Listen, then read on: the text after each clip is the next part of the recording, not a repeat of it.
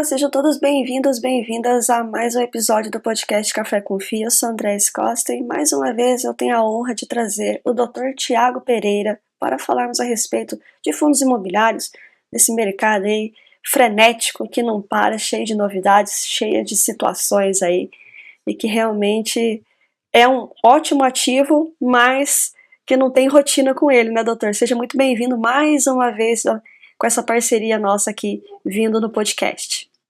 Muito obrigado, André, por mais esse convite. Acho que é a terceira participação nossa aqui, só tenho a agradecer realmente.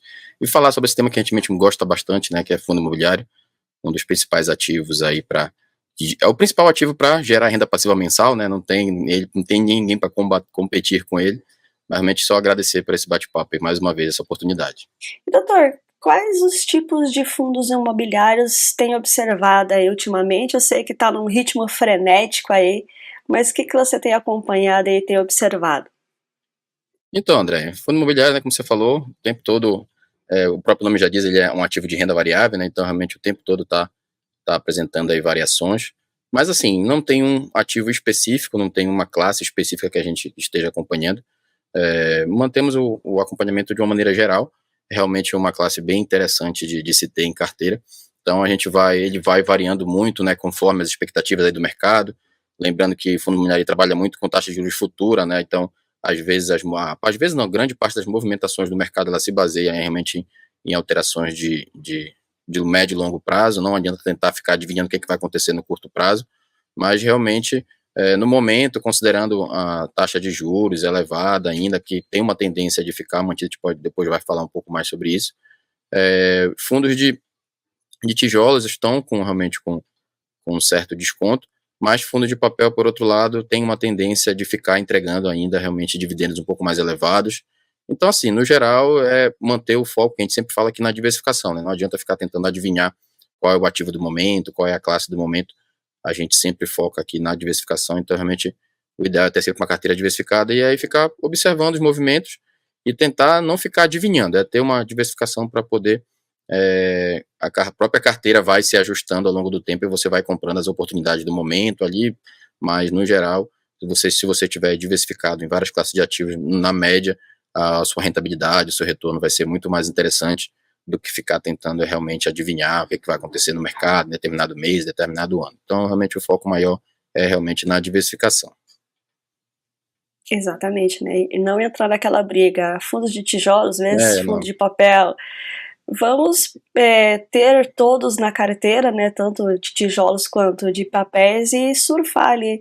Gosto muito da palavra surfar, mas aproveitar essas oportunidades aí, né, e com isso tentar, né, mitigar esse risco e, consequentemente, aí trazer um retorno esperado para a carteira como um todo, né? Exatamente. Inclusive, há alguns meses atrás, eu resolvi deixar exatamente meio a meio, 50% fundo de tijolo, 50% fundo de papel, que é justamente para não ter mais esse tipo de problema de tentar ficar adivinhando qual vai ser o ativo, qual é a classe do momento, e até porque na nossa ideia é que fundo de papel e fundo de tijolo é como se fossem fundos, como se fossem investimentos totalmente diferentes, porque realmente eles variam realmente de forma totalmente independente, não são interligados. Então a gente até separou dentro da nossa planilha de acompanhamento, a gente separou realmente, deixou uma parte só para fundo de tijolo e outra parte só para fundo de papel, porque a gente considera realmente como ativos diferentes, eles variam conforme a taxa de forma diferente. Então a gente resolveu separar, além de deixar 50-50 certinho, para não ficar tentando, que a gente ficar naquela dúvida, agora é 60-40, é 30-70, e ficar nessa dúvida. Então a gente resolveu separar, deixar 50-50, e além disso a gente passou a considerar como ativos realmente diferentes, que se comportam de forma diferente de acordo com o mercado. Então fizemos essa separação para não ter mais essa briga, não ter mais essa confusão, não ficar tentando adivinhar o que vai acontecer. Exatamente, eles são descorrelacionados, então Exatamente. em a cada ciclo e cada momento do ciclo econômico e do ciclo imobiliário, cada um vai performar de uma forma, então mitiga de uma vez esse problema, né, doutor? Exatamente. Outro ponto que é realmente importante, né, sempre estar observando, sempre estar analisando, é com relação à gestão, né? Como é que a gestão desses fundos imobiliários impacta, né, o desempenho, e quais os critérios que o doutor ali pontua na hora de avaliar essa qualidade da gestão, que é importante, né? E muitos acabam indo só pelo dividend yield e esquece que é o gestor que realmente faz a coisa acontecer, né? Com certeza, a gestão é fundamental. Antes falava muito mais na gestão do fundo de papel, né, mas não, na verdade, tanto de fundo de papel quanto de tijolo, de fato, a gestão é fundamental. A gente tem visto aí movimentações bem ruins, né, de algumas gestoras, tem algumas em grupos de WhatsApp que a gente está, inclusive, né, tem gente que faz uma separação das boas gestoras péssimas, conforme elas vão fazendo movimentos. Então, realmente, gestão, com certeza, é fundamental. E assim, é um ponto difícil, né, não é fácil, não existe uma métrica para analisar a gestão. Não existe assim, a gestão que faz isso é a melhor gestora, não tem uma classificação, não tem como fazer adivinhar, né, qual é o melhor, e nem tem como fazer uma classificação delas. A melhor forma disso é acompanhar, realmente precisa ter um certo acompanhamento. Claro, tem algumas com histórico já muito bom no mercado, mas mesmo essas às vezes acabam fazendo pequenos movimentos que desagradam um pouco o mercado, mas realmente não é muito subjetivo essa análise. Mas, basicamente, o que a gente tem alguns critérios básicos na questão de gestão, se a gestão é transparente, né, se é uma gestão que comparece, por exemplo, em lives, em podcasts, se está ali respondendo, se é uma gestão ativa em redes sociais, ali se responde, interage. O próprio relatório gerencial também é outro ponto fundamental. Tem gestoras que entregam um relatório gerencial bem completo, outras que entregam relatórios assim, que é como se você só faz ali, só entrega e pronto. É realmente um relatório gerenciais bem ruins, com informações bem ruins. Inclusive, e aí a gente já avalia também a gestão quando alguns grandes players do mercado vão e entram lá na rede social, mandam um e-mail e fazem sugestões, e a empresa e a gestora realmente, boas gestoras realmente respondem ali a essas solicitações e fazem modificações. Aí já é um outro ponto bem que a gente gosta, que faz com que a gestora realmente seja uma gestora considerada boa, positiva. Mas o mais importante é o histórico, de fato, é o histórico de entrega, né, o histórico de retorno, o histórico realmente de transparência. Tem gestora que, infelizmente, some, né? Não responde nada, não responde e-mail, não participa de rede social, não participa de live, de podcast, de nada.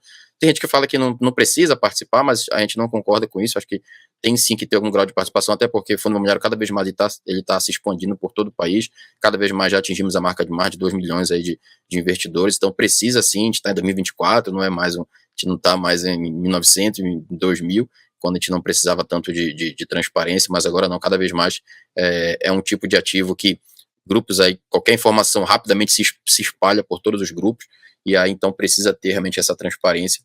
Como eu falei, é difícil de fazer essa análise, mas só acompanhando mesmo, ou então seguindo, né, relatórios de casas de análise, enfim, de grandes aí especialistas do mercado que fazem análise, analistas CNPI, enfim, que faz essa análise para você. Se você não tem a capacidade de ter esse acompanhamento, de conseguir ter esse acompanhamento, que não é tão simples assim, é interessante seguir realmente grandes especialistas para poder ter essa noção do que está acontecendo. Agora, claro, tem aquelas famosas já, Quineia, CSHG, enfim, que realmente são gestoras já muito antigas e que vêm entregando um resultado bem interessante, e tem outras intermediárias que também vêm entregando bons resultados, e aquelas péssimas que a gente prefere nem falar, inclusive tem algumas até com histórico de que não gostam de ser criticadas, né? Infelizmente, tem de tudo nesse mercado.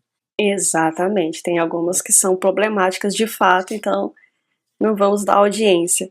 Mas Exatamente. realmente, eu acho importante quando a gestora ela se propõe a vir, a mostrar, a falar a respeito do seu fundo, a falar a respeito da sua gestora, para o pessoal conhecer de fato e saber quem realmente está gerenciando ali, né?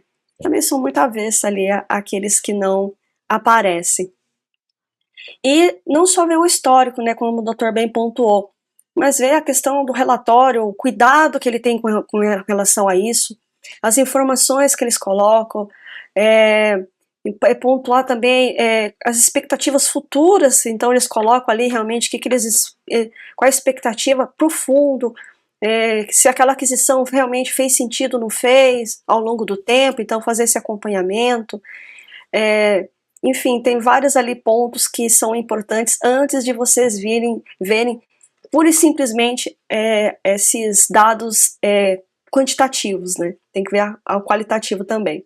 Dividend yield E como não é que deve ser você... realmente um ponto de análise, né?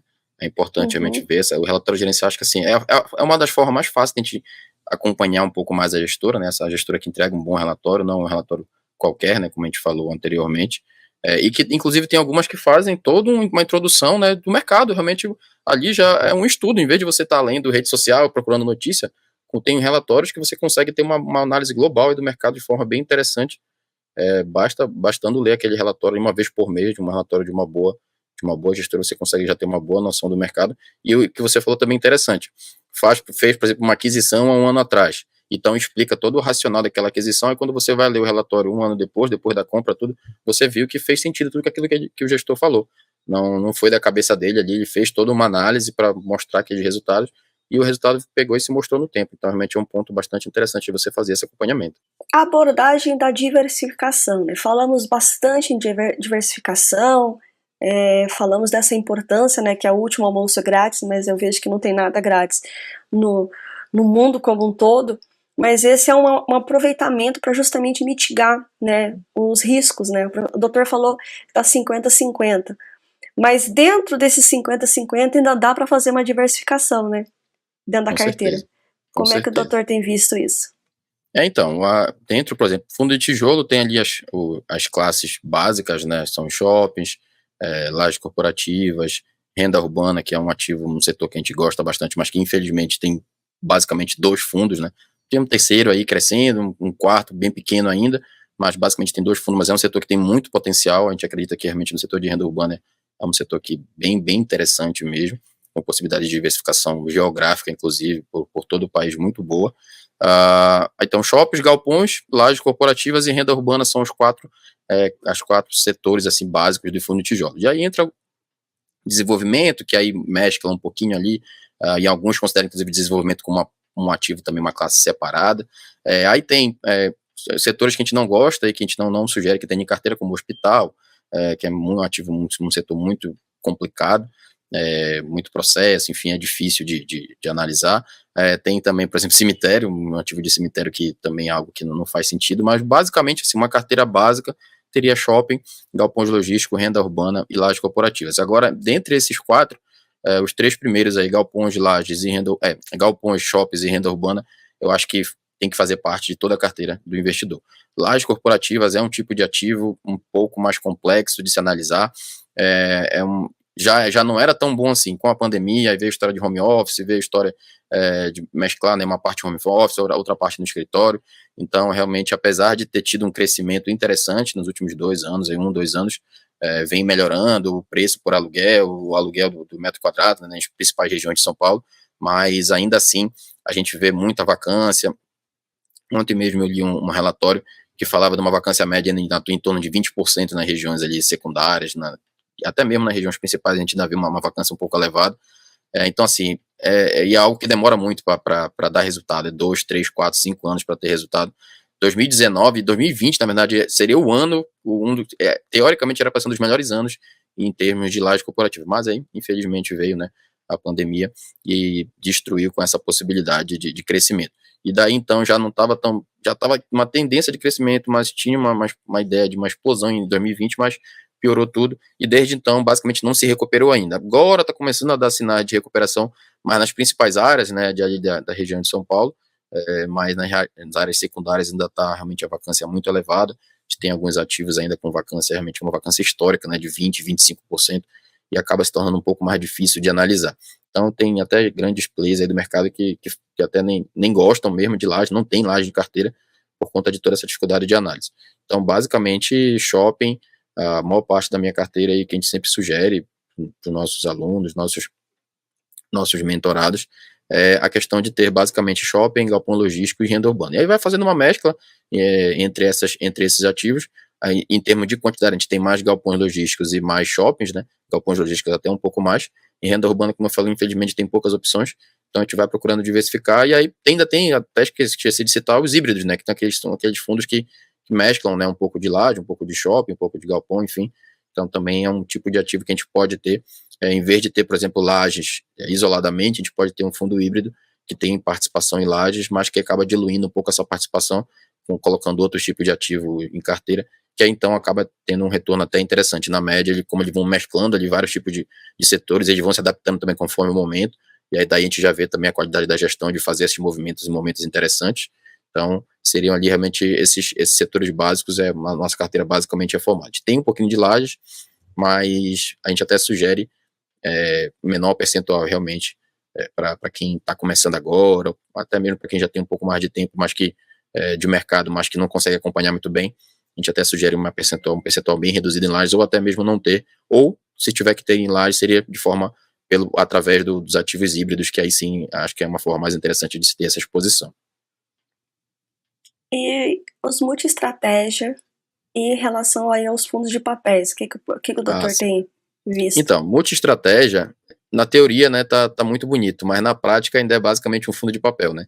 Então a gente ainda tem visto, na teoria, como eu falei, tem tudo para ser um excelente ativo, é até uma tendência realmente de ter essa mescla, seria algo bem interessante de fazer essa diversificação entre papel, tijolo, ter um pouquinho de ação, né, misturar um pouquinho de renda, outro tipo de ativo de renda fixa e tudo.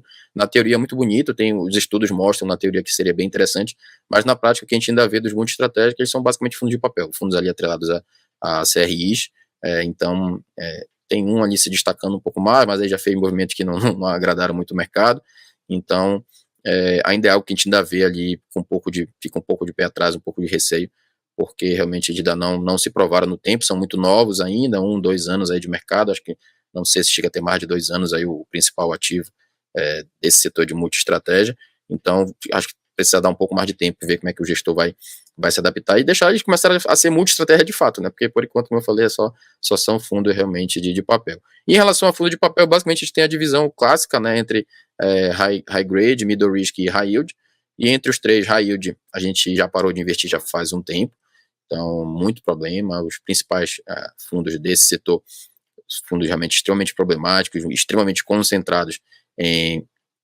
multipropriedades, processo, enfim, muita confusão. Então, high yield, realmente a gente já deixou há bastante tempo, já mais de quase 2 anos, acho que a gente não investe mais em high yield. E basicamente a nossa carteira, então, e o que a gente sempre sugere é high grade e middle risk. Claro que middle risk às vezes tem um pezinho também ali no high yield, mas aí entra a questão da diversificação também. Então, o fundo tem um fundo já com um histórico bem interessante. E aí entra muita questão de risco-benefício, de pesar o risco-benefício naquele momento. E aí, em alguns momentos é mais interessante ter mais, concentrar um pouco mais em high grade, porque o high grade em alguns momentos consegue entregar retornos até maiores do que middle risk, e com uma boa diversificação, com gestora realmente de qualidade, que já tem realmente um portfólio bem interessante, que entregaram retornos bem interessantes ao longo do tempo.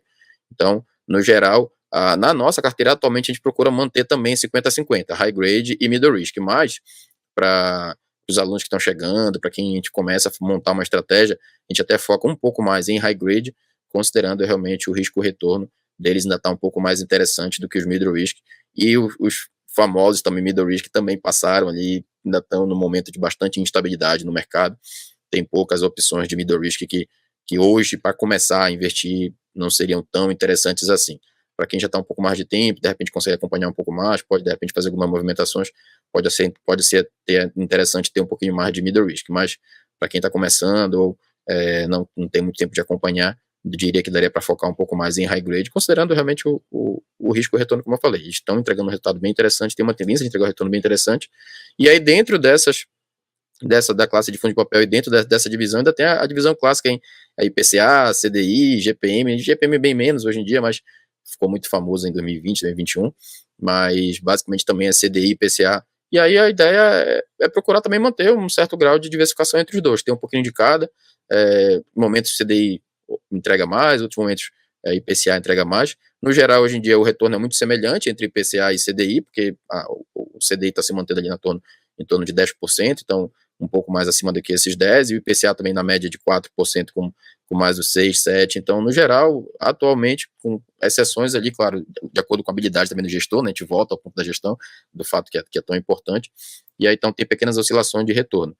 Então, movimentações de compra e venda que podem gerar um lucro, que entrega um pouco mais de retorno para o investidor, mas procurar também ter essa diversificação, não ficar só concentrado em PCA, nem só em CDI, e diversificar também entre high grade e middle risk para poder ter realmente uma carteira bem interessante, mas high yield, com certeza, a gente não sugere em nenhum momento. Exatamente. O histórico de high yield não foi muito agradável para o mercado, então, consequentemente, aí, o risco é muito maior para o retorno que eles estão aí entregando e por tudo que tem acontecido. Teve gente que Realmente, ganhou muito middle dinheiro, risk. né? Ganhou muito dinheiro, Sim, mas assim, mas só que quem segurou esses ativos, né, perdeu todo o retorno que eles ganharam, acumulado ali, considerando, né, a cota, considerando dividendos, tudo.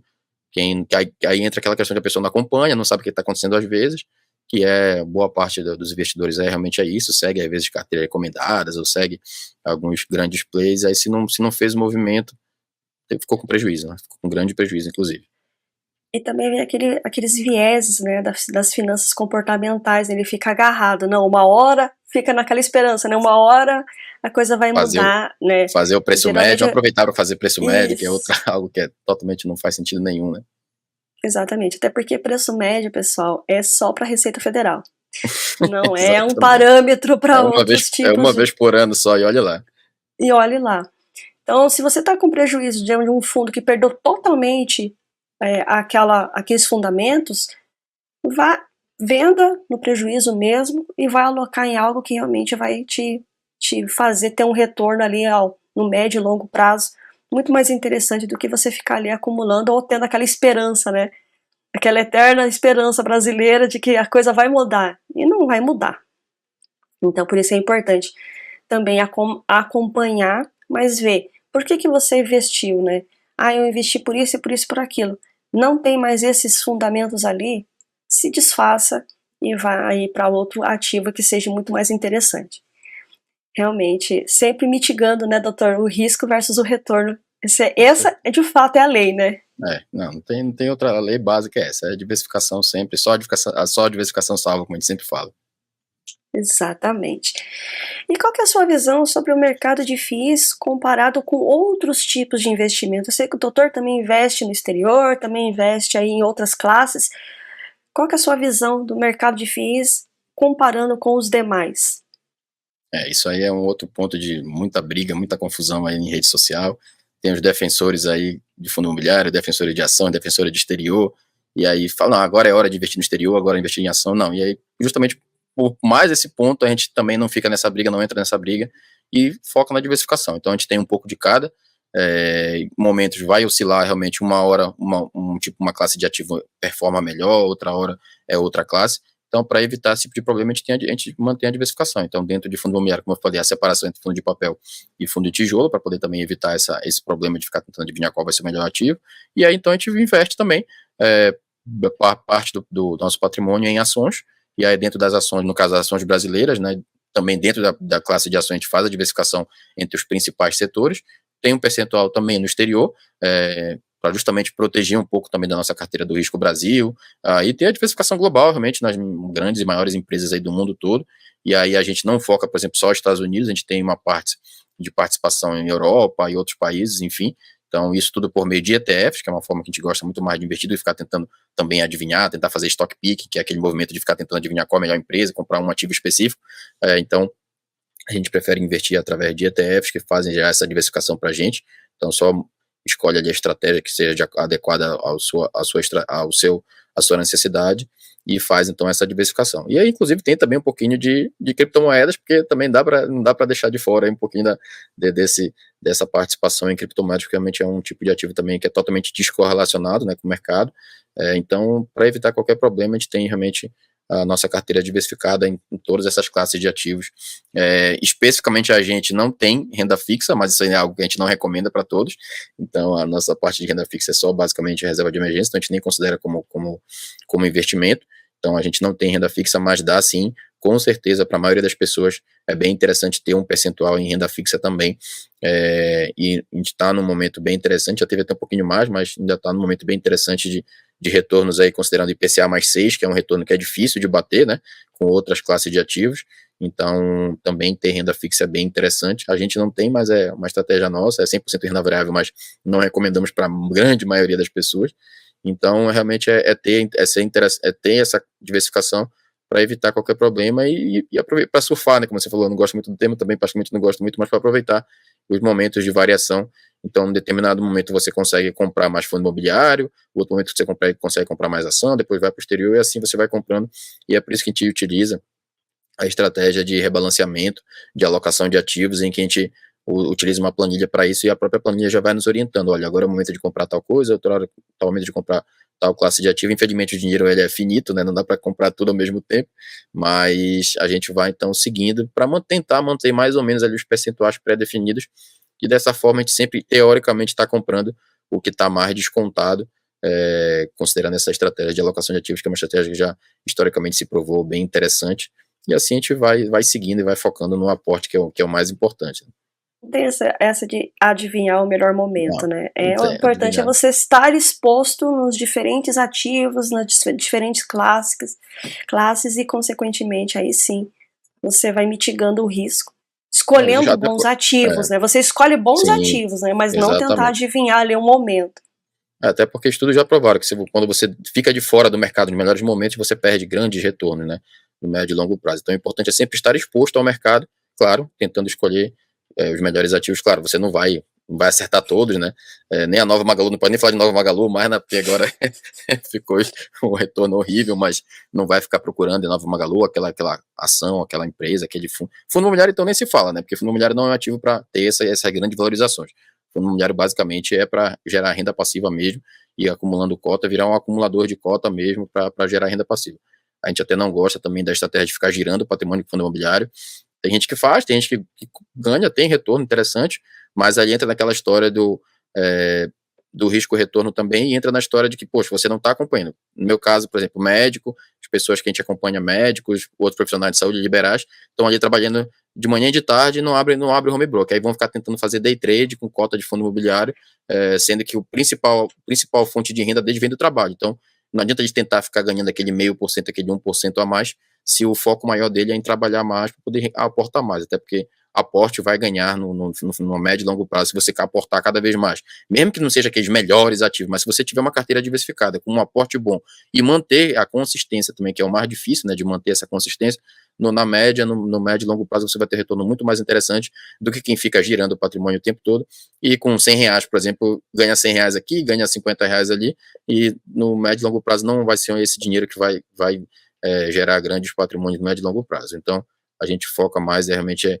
em orientar a questão de trabalhar para ganhar cada vez mais, para aportar cada vez mais e, consequentemente, ter uma carteira média, não precisa ser a melhor carteira do mundo, então até porque nem existe isso, tem que ter uma diversificação, cada um tá no momento, cada um tem um perfil de risco diferente. Quando a gente faz alguns posts aí no Instagram, colocando algumas sugestões de diversificação, de perfil de risco, aí aparece de tudo, né? Eu sou 100% criptomoeda, aí é loucura total. Mas aí outros não, só quero renda fixa, não gosto de ação, não gosto de fundo imobiliário. Então a gente sempre procura montar uma estratégia que esteja adequada, claro, ali realmente às suas necessidades. E o famoso teste do travesseiro, né? Que é dormir tranquila, sabendo que seu dinheiro está trabalhando por você, está tirando plantão por você, como a gente gosta de falar aqui. E outro ponto, né, doutor? Eles esquecem do custo que isso tem de você ficar girando, né? Às vezes o custo lá no final não vai compensar porque você vai estar ali. O giro é tão grande, o pagamento de imposto é tão grande que Exatamente. acaba ali tirando praticamente todo o lucro que você poderia ter no médio e longo prazo em não girar tanto. Mas cada um, né, doutor? São estratégias, né? São estratégias, cada um realmente tem a sua, Exatamente. mas o que não pode é querer impor, né, a sua estratégia e também achar que tem gente chamando, é burro porque não tá fazendo, não tá gerando patrimônio, tá segurando. Não, e pelo contrário, burro é quem não tá ganhando mais para aportar cada vez mais. E aí, isso sim vai gerar muito mais retorno, mantendo uma carteira relativamente interessante do que ficar tentando adivinhar e ficar fazendo giro, aí vai pagar imposto, vai pagar taxa. E tem gente, inclusive, faz isso em corretoras que cobram corretagem, que é algo também que não faz sentido, principalmente para quem está começando, ou até mesmo para quem já tem um patrimônio maior, não faz muito sentido, a não ser que seja por outros motivos, já de outro tipo de assistência, de pagar corretagem por outras situações, mas no geral não faz sentido ficar pagando e aí ficar fazendo esse giro. E o principal, tem que ficar acompanhando o mercado, né? Então você fica ali com o home broker aberto o dia todo, e aí você não vai trabalhar? Não vai ganhar mais? Eu até brinco, uma vez eu falei que se o day trade fosse tão fácil assim, eu pararia de trabalhar e ficaria ali com o home broker aberto. E aí eu cheguei a perguntar uma vez, olha, quanto você ganha por hora fazendo day trade? Porque se o seu ganho por hora for maior do que eu ganho por hora trabalhando, por exemplo, tirando um plantão, fazendo qualquer outra coisa como médico, por exemplo, eu paro de trabalhar, já que você ganha fácil, né? Já que o dinheiro está tão fácil assim, então vou ficar ali na frente do computador, fora a questão psicológica, mental, né? O estresse e os estudos já mostraram, né? Todos os estudos já mostraram que a minoria, mas minoria mesmo, ganha com day trade, tem retornos interessantes. E o principal, os maiores acionistas, quem possui os maiores patrimônios de bolsa, de tudo, não são day trader, né? São pessoas que foram acumulando, Warren Buffett, Barsi, foram pessoas que foram acumulando cotas, acumulando ações, acumulando patrimônio ao longo do tempo, e não foram aqueles que ficaram girando, né? São pouquíssimas, exceção da exceção, pessoas que ficaram ricas fazendo, de fato, day trade, ficam girando o patrimônio o tempo todo.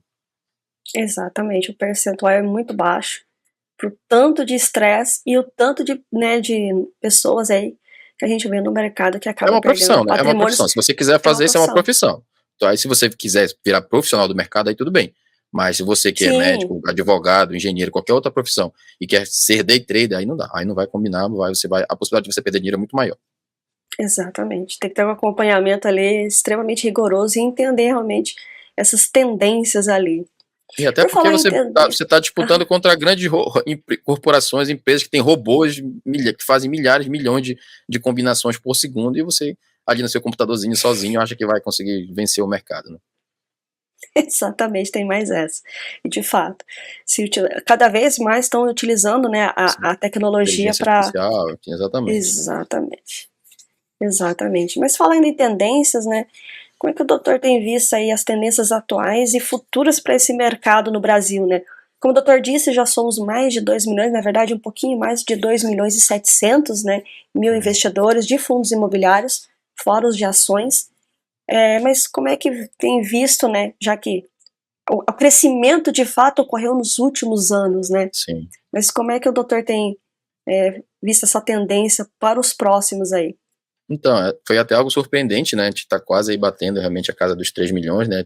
Muita gente imaginou que depois da pandemia, com todas as situações aí que ia reduzir a quantidade de investidores em fundos imobiliários, mas muito pelo contrário, né? A tendência continuou mantendo de elevação, e também com a questão das taxas de juros elevadas, né? Todo mundo achou que muita gente ia sair, que ia migrar para renda fixa, mas o que a gente observa mês a mês é realmente esse crescimento, é algo que a gente fica muito feliz realmente em ver que cada vez mais a educação financeira está se expandindo, então muita gente está querendo investir, querendo pensar um pouquinho mais no médio e longo prazo, então é realmente algo que a gente fica muito feliz. A gente lembra que foi uma luta, o pessoal brincava no grupo, né, quando é que vai ter o churrasco de 2 milhões, né, então realmente foi difícil de bater, mas quando bateu, muita gente achou que veio a pandemia, que taxa de juros elevada, que consequentemente muita gente ia migrar para renda fixa e ia sair dos fundos imobiliários, mas não, a gente observa esse crescimento e é muito interessante. E é algo que a ideia é que isso venha se mantendo, porque cada vez mais a educação financeira está se expandindo, redes sociais, Instagram, YouTube, cada vez mais gente procurando. Claro, infelizmente, muita gente ainda procura querendo ganhar dinheiro rápido, famoso tigrinho aí agora que está com um tamanho de mercado de 8 vezes a bolsa de valores, que é algo que é absurdo, mas infelizmente muita gente já está, né, já muita gente perdendo de grandes fortunas, inclusive, perdendo patrimônio, vendendo casa, carro para poder investir. Investir não, que não é nem investimento, para poder colocar o dinheiro nisso, nessas apostas. Infelizmente estão destruindo aí esse mercado, vai destruir, realmente já está destruindo lares aí por todo o país, mas ainda assim a educação financeira está se expandindo cada vez mais para que realmente continue essa tendência, e aí é algo bem que deixa a gente bem feliz mesmo, e é só isso, é bater agora o churrasco dos 3 milhões, porque quando é que vai bater esses 3 milhões aí de investidores, mas é muito pouco ainda quando a gente compara, por exemplo, com os Estados Unidos. Grande parte da população é realmente investidora, tem esse pensamento ali de investir, de deixar um pouco do patrimônio para médio e longo prazo, e aí o Brasil ainda é muito carente nisso, mas que bom que cada vez mais está se expandindo, e a gente espera que isso continue. No momento de maior volatilidade, a gente achou que não ia crescer e crescer, então acho que agora, quando está ali um momento um pouco mais tranquilo ali no mercado, entre aspas, a tendência realmente é se manter esse crescimento, e aí bater esses 3, 4, 5 milhões de investidores cada vez mais se expandindo, porque fundo imobiliário é uma das formas mais fáceis, né, de se investir. Renda variável, com certeza, é a porta de entrada para renda variável, por ter essa facilidade, não ser tão difícil assim de acompanhar, não precisa fazer grandes movimentações. Você comprou uma cota ali de R$10, no outro mês já cai os primeiros centavos, e até fica muito mais fácil, até ajuda na parte mental, né, ajuda, poxa, realmente, olha, eu coloquei aqui, o dinheiro já caiu. E o detalhe também, se tratando em relação a fundo de tijolo, por exemplo, é que você investe naquele shopping que você vai lá, você frequenta o shopping, você passa na frente do galpão, você passa na frente das lajes. No caso do fundo de papel, aquele fundo de papel que comprou, né, ajudou, né, a colocar dinheiro naquele prédio, às vezes até a pessoa pode até morar num prédio que o fundo imobiliário colocou dinheiro.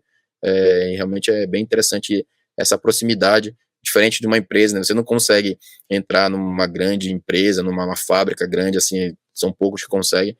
Fundo imobiliário não, o shopping, um galpão logístico, você passa ali na frente, o shopping você frequenta, a renda urbana, no caso, né, você vai ali numa farmácia, você vai ali numa loja de atacado, supermercado também, que foi algo que se expandiu bastante dentro do fundo imobiliário de renda urbana. Então é muito mais fácil, muito mais prático, e aí isso faz com que cada vez mais as pessoas procurem isso, e o fato de gerar renda passiva, né, isso acho que é o principal, que atrai mais os investidores, né. Eu concordo com tudo, e de fato, né, até pessoas de cidades menores, né, não é uma Sim, São Paulo, não é um Curitiba. exatamente.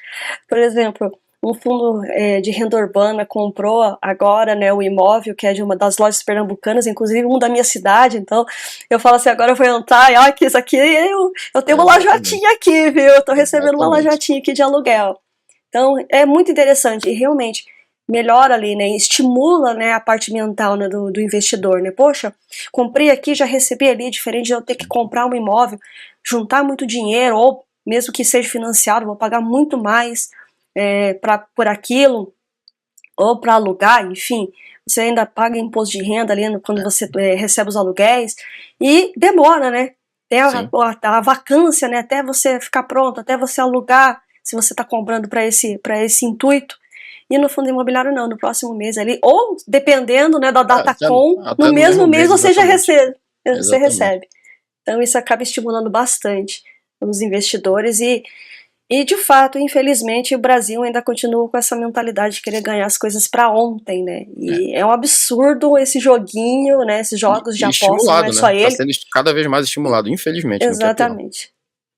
Acabando destruindo ali com o patrimônio que às vezes as pessoas demoraram anos e anos para obter e perder ali tão pouco tempo achando que iria enriquecer, sendo que esses jogos são feitos justamente para dar esse primeiro estímulo, né, essa Sim. parte mental e depois ali eles é a banca que vai ganhar, assim como num cassino nos Estados Unidos. Não, isso é Então, impressionante. Eu tô no plantão e tem colega lá, médico, outros profissionais de saúde, técnico de enfermagem, enfermeiro, fica ali no plantão tentando fazer essas apostas. Aí uma hora ganha, a maioria das vezes vai perder, e aí fica empolgado quando ganha, coloca mais dinheiro, quando vai perde tudo, e infelizmente cada vez mais sendo estimulado, né? Então a gente só até fica porque, ouvindo né, as histórias. até porque depois que perde, né, vai tentar recuperar. E Exatamente.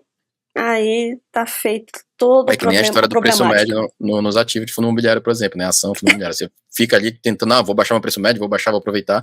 Na verdade, a tendência o ativo é ruim, não tem jeito, e ele vai só piorar cada vez mais, e você vai estar perdendo dinheiro, né? Exatamente. Então, por isso que tem que tomar muito cuidado em relação a quais também indicadores você está observando ali Sim. e se fazem sentido ou não. Mas agora, doutor, vamos falar aí. O doutor escreveu um livro, eu tô vendo que está sendo aí um sucesso, né? Que bom que isso está incentivando outros colegas, né? E eu vi que não são só médicos que estão Sim. adquirindo ali o livro, porque realmente é um livro educacional.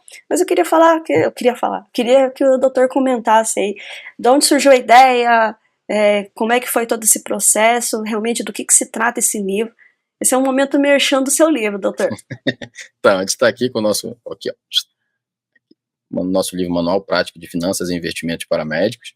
Então, assim, apesar do nome ser realmente para médico, mas graças a Deus a gente está conseguindo atrair outros leitores de outras áreas, porque a ideia realmente, apesar de ser para médico, mas é pelo fato de eu ser médico, de acompanhar, de conviver com os colegas médicos, e a gente cita alguns casos, que a gente chamou de casos clínicos, aí, mas na verdade são situações financeiras bem ruins que alguns colegas médicos, a gente vivenciou, ou que alguns colegas médicos passaram, e que realmente serve de base para ajudar nessa questão mentalidade da importância, né, do porquê você deve começar realmente a separar uma parte do seu dinheiro para investir e não passar por situações. E aí vai desde situações em que médico de 20 anos já formado, e aí veio pandemia, por exemplo, infelizmente veio a falecer, e a esposa teve que pedir ajuda em todos os grupos de WhatsApp que o médico, que o colega fazia parte, para o velório. Não tinha dinheiro nem para o velório.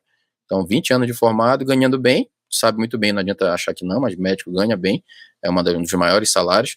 Claro que qualidade de vida não é tão boa assim, enfim, não é tão simples assim também ganhar esse salário, mas de fato ganha bem, mas infelizmente gasta muito mal.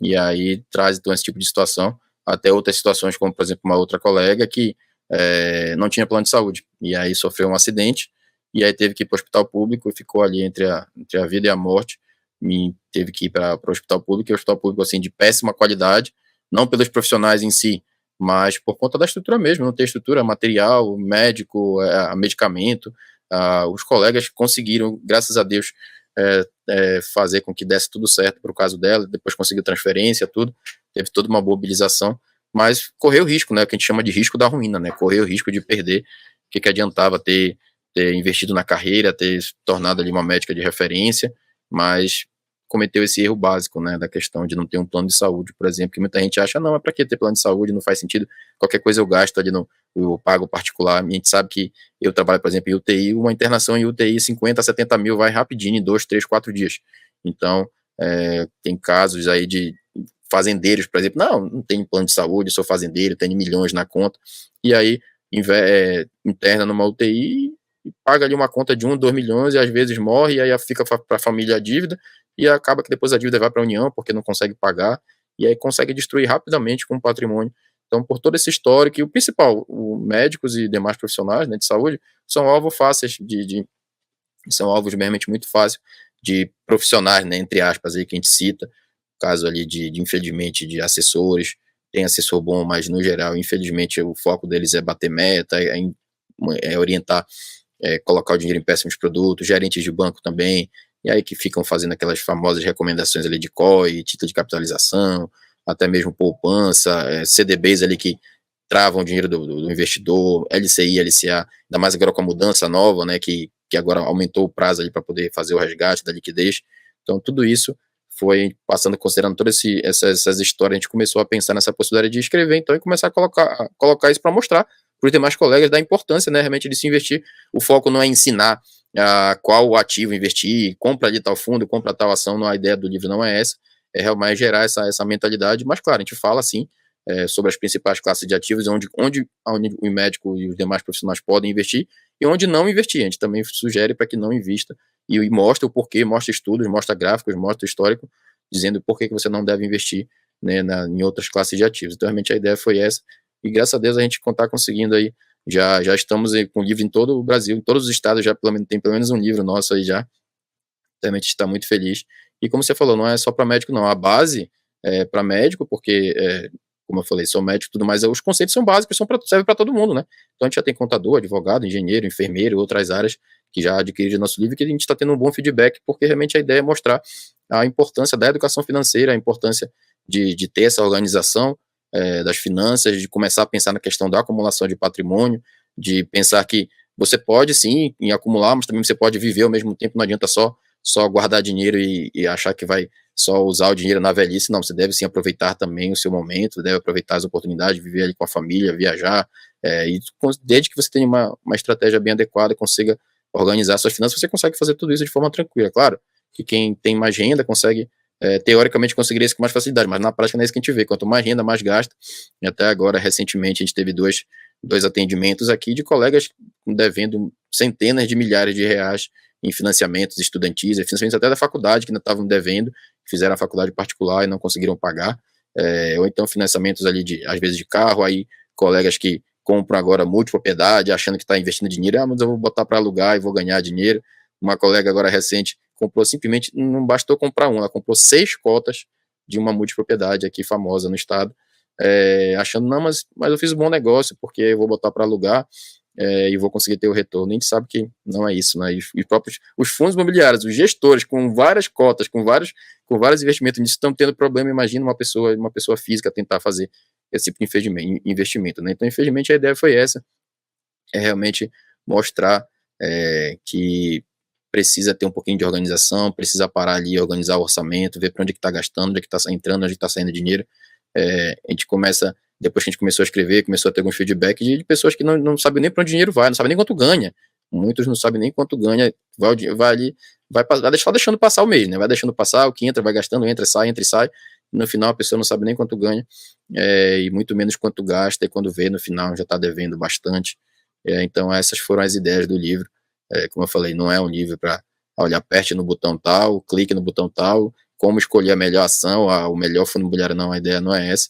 Pode até depois pensar na possibilidade de fazer um segundo livro mais focado em um tema específico, por exemplo, fundo imobiliário, que é um tema um dos que a gente mais gosta, mas a ideia inicial era só mostrar, e que bom que a gente está tendo esse feedback, já estamos conseguindo alcançar bastante gente aí por todo o país, inclusive na sua cidade já tem gente aí com livro, e vou mandar um para você também. Que maravilha! Oh, muito obrigada, doutor. Agradeço. Que legal, que bom que tem gente até daqui que está adquirindo também. E é conhecimento, né? Conhecimento vale ouro, como diria nosso amigo Eduardo Albuquerque. E como é importante, né? Justamente esses casos, né? Contando a vida real, Sim. que é de casos reais, é o que acho que realmente mostra, né? Olha aqui, ó, você quer chegar nesse ponto? Não, né? Então, Exatamente. vamos começar a mudar ali a mentalidade, aos poucos, claro, estudando, conhecendo, entendendo, e como o doutor disse, né? Acumulando para lá na frente poder realmente ter essa liberdade, ou realizar um grande sonho, enfim. O objetivo são os mais diversos, né, doutor? Tem gente que acha, não vou ficar pensando em acumular dinheiro para só quando eu ficar velho eu curtir a vida. Não, não, pelo contrário, você consegue sim aproveitar, faz ali estratégias para, eu quero viajar daqui a 2 anos, já separo dinheiro para isso, quero ir para Disney, levar meu filho para Disney, no aniversário, 15 anos da minha filha, faculdade. Então, hoje em dia a gente tem tipos de investimento para tudo quanto é estratégia. Então, realmente, cada vez mais, se você ainda nem tem filho, mas você já pode abrir uma conta ali separada. E olha, quando eu tiver o filho, já sei que eu vou ter esse investimento aqui, que eu posso já começar a comprar ali um pouquinho todo mês, 10, 20, 50, 30 reais, que quando chegar lá, quando ele tiver 18 anos, já vai ter o dinheiro da faculdade dele garantido, por exemplo, se pensar numa faculdade particular. Ou então não, vai fazer faculdade pública, mas você já consegue ter um bom dinheiro ali para o dia a dia da faculdade mesmo, os gastos da faculdade, de repente, fazer a faculdade em outro estado, mesmo sendo público, mas vai fazer em outro estado, já consegue ali pagar um aluguel, alguma coisa assim, montar uma estrutura toda para que seu filho consiga estudar, ou então fazer fora, né, ir para fora do país, fazer um intercâmbio, alguma coisa assim. Então, hoje em dia você consegue montar vários tipos de estratégia e para vários tipos de investimento, tanto para objetivos de curto, de médio e longo prazo. Não é só para longo prazo, não é só quando ficar velho, quando ficar com o cabelo branco, que vai aproveitar a vida. Você consegue realmente ter estratégias, tipos de investimentos os mais variados possíveis, cada vez mais aí estão surgindo novas oportunidades, o que não pode, infelizmente, é cair aí nesses grandes erros, né, de aposta, opções também, que é algo que é vendido com uma facilidade, que vai ganhar dinheiro também muito fácil, e é algo também extremamente complicado. Se tem como ganhar, tem, mas aquela história do day trade, né? Você tem que ser profissional disso, você tem que começar a saber acompanhar, exatamente saber o que está fazendo, e aí você precisa ser profissional para poder entender tudo como funciona, não é simplesmente apertando um botão, seguindo uma diquinha que você vai ficar rico ganhando dinheiro com isso. Então é um tipo de estratégia que pode fazer sentido? Pode, mas para isso você precisa acompanhar. Então, eu acho que o maior objetivo nosso é mostrar esses casos, como você falou, que são casos reais mesmo, não foi nada inventado, foi algo que a gente conviveu, que a gente viveu, professores ali que depois se tornaram colegas médicos tendo que trabalhar até 60, 70, 80 anos, às vezes fizeram cirurgias, passaram por situações de saúde delicadas e mesmo assim eram obrigados a voltar a trabalhar o mais rápido possível. Colega que ficou, por exemplo, teve tuberculose, precisa ficar 6 meses afastado, não tinha nenhum tipo de estrutura de reserva, tudo, passou por problemas bem difíceis, quando voltou assim, voltou pegando tudo quanto era plantão, tudo quanto era trabalho, porque não tinha reserva nenhuma, e já tinha um custo de vida elevado.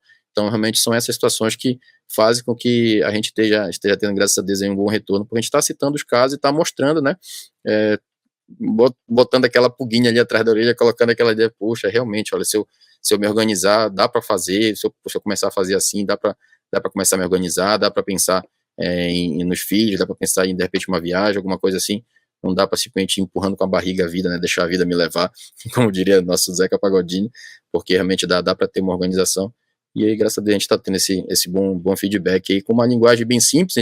A ideia do livro não é um livro técnico, pelo contrário, é como se fosse uma conversa mesmo, eu vou conversando com o leitor, e graças a Deus a gente está tendo um bom feedback sobre isso. Que maravilha. Acho que é importantíssimo isso, é importantíssimo o seu trabalho, doutor, parabéns.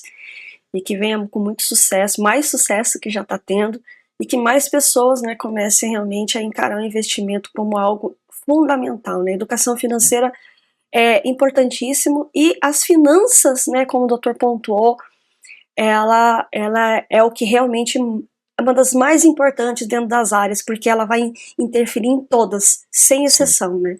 Então, por com isso é tão certeza. importante estar antenado em relação a isso. Mais uma vez, parabéns. Obrigado, doutor, por ter vindo aqui conversar conosco, trazer as suas considerações, sua expertise.